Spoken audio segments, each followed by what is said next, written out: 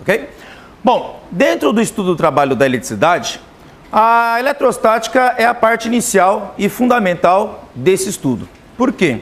Nós vamos começar trabalhando os conceitos fundamentais da eletricidade, onde a eletrostática entra numa análise da eletricidade no momento em que ela não está ainda em movimento, mas no estado armazenado, no estado estático, ok? E entre os fenômenos que nós observamos da eletricidade, o mais comum no nosso cotidiano é o fenômeno do raio, certo? O fenômeno de um raio ou de uma simples tempestade é um fenômeno bastante comum e ao longo de muito tempo, ao longo de várias eras, a gente interpretou esse fenômeno como sendo um fenômeno de origem sobrenatural, ok? Tanto é que existem várias mitologias a ideia de que os raios, os trovões e as tempestades têm origem divina, não tem? Você encontra em algumas mitologias, né? Por exemplo, deuses responsáveis por isso, né? Deus do trovão, da tempestade, do raio, tanto a mitologia nórdica, grega, certo? Até mesmo na origem judaica cristã você tem aí a representação do raio como sendo a fúria de Deus, né? Então, dentro dessa análise mais mitológica, o homem e o ser humano não tinham a possibilidade de explicar muito sobre isso, a não ser através do temor que ele tinha dessas divindades. Por outro lado, mais ou menos há um tempo, digamos assim, razoável na nossa história, nós mudamos a nossa maneira de interpretar isso. E isso aconteceu lá por volta do século VI a.C. No século VI a.C. surgiu um grupo de pessoas que começaram a pensar de maneira diferente nesse contexto que até então era pensado apenas de origem sobrenatural. Aliás, os fenômenos da natureza até então eram explicados com origens sobrenaturais. Por outro lado, a partir do século VI a.C., surgiu um grupo de pessoas que começaram a interpretar a natureza através de elementos da própria natureza. Esse grupo de pessoas são conhecidas hoje com o nome de filósofos pré-socráticos. Entre eles, nós temos o primeiro deles, na verdade, foi Tales de Mileto. Tales de Mileto, ele é o primeiro filósofo que nós temos aí como registro oficial de toda a história. E naquela época, esses primeiros filósofos eram filósofos chamados filósofos naturalistas, ou como Aristóteles chamou eles, de físicos. Ou seja, físicos por quê? Porque a palavra física significa essência da natureza. Então, a física é a ciência que estuda isso. Desta forma, esses primeiros pensadores pré-socráticos, eles queriam explicar a natureza usando elementos da própria natureza. Por exemplo, alguns acreditavam que podia se explicar a natureza a partir de um elemento chamado terra. Outros acreditavam que podia explicar a natureza a partir de um elemento chamado água. Outros o ar e alguns o fogo. Tá? Aristóteles, por exemplo, um período bem depois, tá? Ele chegou até a criar um quinto elemento para explicar os céus, que ele chamou esse elemento de éter. Então, cada elemento que foi elaborado naquela época e interpretado como sendo algo da natureza, para explicar a própria natureza, deu origem ao pensamento que nós conhecemos hoje como pensamento físico. Tá? E de lá para cá, é claro, a coisa evoluiu ao longo dos séculos e hoje nós pensamos um pouco diferente nisso. Mas naquela época, quando Tales de Mileto começou a elaborar um pensamento racional para explicar a natureza, ele acreditava que tudo podia ser explicado a partir de fluidos, a partir de algo que pudesse fluir de um lugar para outro, tipo a água. Tales de Mileto acreditava que a água seria o elemento que pudesse explicar toda a natureza. Tanto é que ele acreditava que a vida havia surgido a partir da água, que o mundo todo era composto de água. Inclusive a terra e todos os demais elementos teriam origem na água, certo? Uma expressão muito utilizada naquela época por ele e por os demais que vieram depois foi chamada arqué. Arqué significa aquilo que dá origem, certo? E para ele, arqué seria água. Então ela daria origem a todos os demais elementos, inclusive nós e toda a vida, certo? E assim por diante. Então para ele, a água seria a explicação de todas as coisas. Ou, de maneira mais geral, poderia explicar tudo a partir de fluidos. Aí o que acontece nessa história toda? Tales de Mileto, ele observou que uma pedra, ok? Chamada elétron, ok? Lá na Antiga Grécia, onde a palavra elétron significa âmbar, tinha uma propriedade muito interessante. Aliás, a palavra elétron é que dá origem à expressão eletricidade, ok? Tá? Essa palavra aqui, elétron, que em grego significa âmbar, tá? Que é essa pedra aqui que vocês estão vendo na mão do cara aqui, ó, da fotografia. Essa pedra, ela tinha uma propriedade muito interessante. Ele pegou essa pedra, esfregou ela em lã de carneiro e colocou essa pedra perto de pequenos objetos. Ao colocar essa pedra perto de pequenos objetos, ele percebeu que esses pequenos objetos eram atraídos pela pedra. Tá? Eles grudavam nessa pedra, tipo como mostra a fotografia ali. Ó. Você está vendo aquela pena grudada na pedra de âmbar?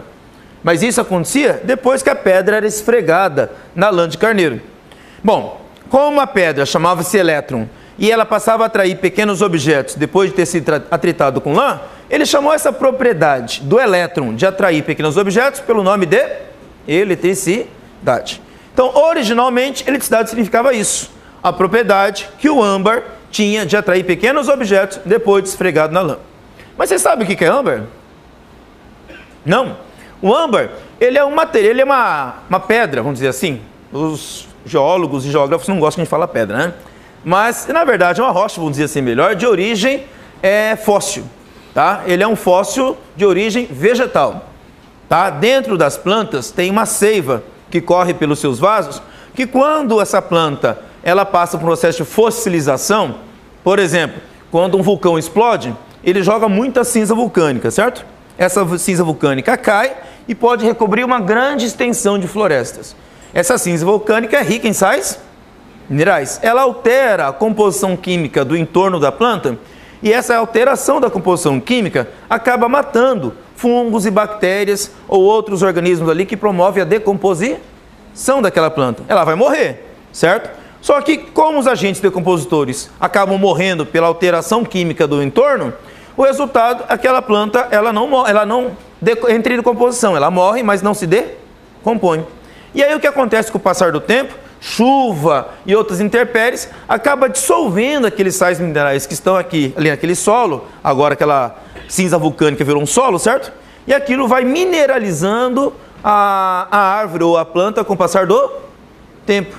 E ali vai substituindo compostos orgânicos por compostos minerais. E no caso da seiva, a seiva vira o âmbar. Então o âmbar, ele é uma resina, tá ok? Fossilizada de origem vegetal. E aí o âmbar, ele aparece, assim como qualquer fóssil na superfície da Terra, através da ação do tempo. Depois de muito tempo, o intemperismo vai gastando a rocha, né? Que está ali em volta, e daqui a pouco, um tempo, aquilo vai aflorando na superfície e o âmbar vai sendo encontrado. Não só ele, mas também outros fósseis que estão ali junto começam a ser encontrados. E naquela época, essa rocha, que era o âmbar, foi encontrado por Tales de Mileto com essa propriedade, a de esfregar na lã de carneiro e atrair pequenos objetos. Ok? Então, como eu disse para vocês, essa primeira observação da eletricidade feita por Tales tinha que ter uma explicação racional. Como é que ele explicou isso? Ele disse assim: toda substância tem um fluido, certo? Para ele, lembra que eu falei para vocês? Ele queria explicar todo o universo a partir de fluidos, como por exemplo a água. Para ele, todo objeto tem um fluido que ele chamou de fluido elétrico. Esse fluido, tá? Na época a expressão correta era humor. Ele disse que ao esfregar na lã, parte desse fluido, parte desse humor, passa de um corpo para outro, tipo do âmbar para a lã. Aí ele fica com falta desse fluido, certo? Aí a falta desse fluido necessita ser complementada. E aí a tentativa é de arrancar isso de pequenos objetos. Para arrancar de pequenos objetos, o que ele faria? Ele atrairia esses pequenos objetos. Ok? Bom, é uma explicação. Tá? Se é a explicação válida ou se é algo que possa suplantar a explicação sobrenatural, aí já é uma outra história que não é o mérito da questão aqui. Por outro lado, você pode perceber que ele tentou encontrar um elemento na própria pedra, algo da natureza, para explicar um fenômeno da natureza. Ok? Essa é uma das grandes revoluções que Tales de Mileto fez na época dele. Usar a explicação racional para explicar o mundo sem utilizar-se de uma explicação sobrenatural. Agora, dizer como essa pedra faz isso, certo? É uma coisa mais complexa, ok? E ele não se dedicou tanto a isso. Ou pelo menos nós não temos um registro histórico de que ele tenha gastado muito tempo para pensar sobre isso. Por outro lado, essa explicação não foi tão convincente. Tá? Tanto que não foi tão convincente que muita gente não quis mais pensar sobre isso durante muito tempo. Nós quase não temos um registro histórico de alguém que tenha trabalhado em cima disso, porque essa propriedade da eletricidade parecia uma propriedade muito estranha, desde a época de Tales até mais ou menos meados, ok, do século XVI depois de Cristo. Olha que coisa interessante, eu estou falando do século 6 a.C. ao século 16 depois de Cristo, ou seja, são quase 2.200 anos. Durante quase todo esse tempo, pouquíssimas pessoas se aventuraram em tentar mexer com a eletricidade. Aliás, era mais fácil ainda de aceitarem que um raio ou qualquer fenômeno elétrico tivesse origem divina do que tentar explicar algo que aparentemente parecia tão complexo, tá? Mas hoje as coisas são diferentes, tá? Muito tempo depois, desde o século XVI também até hoje, né? Após esses quase 5 séculos, nós temos uma explicação bem diferente sobre toda a história da eletricidade. Até porque nós conhecemos muito mais sobre a estrutura da matéria. E uma das coisas que nós utilizamos hoje para explicar a matéria é o conceito da matéria ser formada de átomos. Ok? Já há algum tempo, vamos dizer assim, nós começamos a pensar a matéria de maneira diferente a partir do momento que nós conseguimos resgatar parte do pensamento grego no século XVI, durante o Renascimento. Nessa época, nós resgatamos o pensamento grego e percebemos algumas discrepâncias nesses conceitos que eles haviam formulado lá na Antiga Grécia. E aí nós reformulamos algum desses conceitos. E um desses conceitos foi o conceito de átomo. Por exemplo, o átomo também foi pensado na Antiga Grécia por um grupo de filósofos pré-socráticos chamados atomistas. Entre eles nós temos Leucipo e Demócrito. Esses dois caras pensaram que toda a matéria podia ser fragmentada em elementos cada vez menores, em estruturas cada vez menores, até chegar a um elemento, uma estrutura, por exemplo, uma partícula que seria indivisível, ok? Que não daria mais para quebrar. Por quê? Eles pensaram assim: se você pegar, por exemplo, um giz e quebrar ele ao meio, você simplesmente vai ter 2 pedaços de giz menores. Não é? Aí eles pensaram: e se eu quebrar de novo? Vou ter pedaços ainda menores. Aí a pergunta que eles fizeram foi: será que dá para quebrar esse giz indefinidamente? Certo? Bom, eles pensaram: mesmo que eu fizesse essa operação mentalmente, se eu quebrasse infinitamente, no final não restaria nada. A conclusão óbvia deles foi que tudo não pode ser feito de nada. Certo? Porque nada mais nada é o quê? Então tudo não pode ser feito de nada. Obviamente a conclusão deles foi que se tudo não pode ser feito de nada, tem que ser feito de alguma coisa. Então vai chegar um momento que não dá para quebrar, mas essa partícula minúscula, que eles não sabiam o tamanho da coisa, porque eles não haviam feito isso, mas pensado sobre isso, eles chegaram à ideia de que essa estrutura indivisível formaria toda a matéria, e toda a matéria seria formada de átomos, tá? Mas vocês lembram que agora há pouco eu falei para vocês que nós também podemos organizar a matéria a partir de alguns elementos, como terra, água, ar e fogo. E aí vieram os caras falando que as coisas podiam ser pensadas em átomos indivisíveis e invisíveis. Muito pequenininho. Bom, naquela época da Antiga Grécia, foi muito mais fácil acreditar que era formado de terra, água, ar e fogo, e não de átomo. Por isso que os antigos gregos não deram assim, dentro dessa história do átomo, que o Leucipo e Demócrito haviam pensado, a coisa não vingou, certo? Basicamente, eles interpretaram que era melhor explicar o mundo a partir daqueles elementos fáceis de ser observados. Porém, no século XVI, mais de 2000 anos depois, a história já não é mais a mesma. Nós temos aí 2.200 anos de pensamento humano evoluído, certo? Ok? E dentro desse tempo, nós percebemos que não dava mais para explicar o mundo e o universo apenas a partir de alguns elementos só, como terra, água, ar e fogo, ou um elemento chamado éter que Aristóteles inventou para explicar o céu. Ou seja, tudo a partir de 5 elementos. A coisa era mais complexa. Ok? E dentro dessa complexidade, surgiu um cara chamado Dalton, John Dalton. E esse Dalton, ele resgata uma ideia um pouquinho diferente. Ele pensa assim, ele resgata, mas pensa um pouquinho diferente.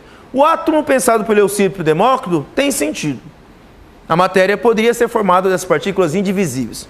Porém, os átomos representam os elementos. Quais elementos? Os elementos que não podem ser decompostos. O que é decompor? Eu pegar uma substância e separar ela em 2 substâncias diferentes. Tipo, açúcar. Se você pegar açúcar e colocar ela na panela, o açúcar na panela e começar a esquentar, você vai perceber que com o passar do tempo, aquele açúcar carameliza, não carameliza? Certo? E aí daqui a pouco começa a sair muita fumaça dele. Aquela fumaça é vapor d'água. Então significa que você pode pegar o açúcar e decompor em quê? Em vapor d'água. Ou seja, eu consigo tirar a água do açúcar.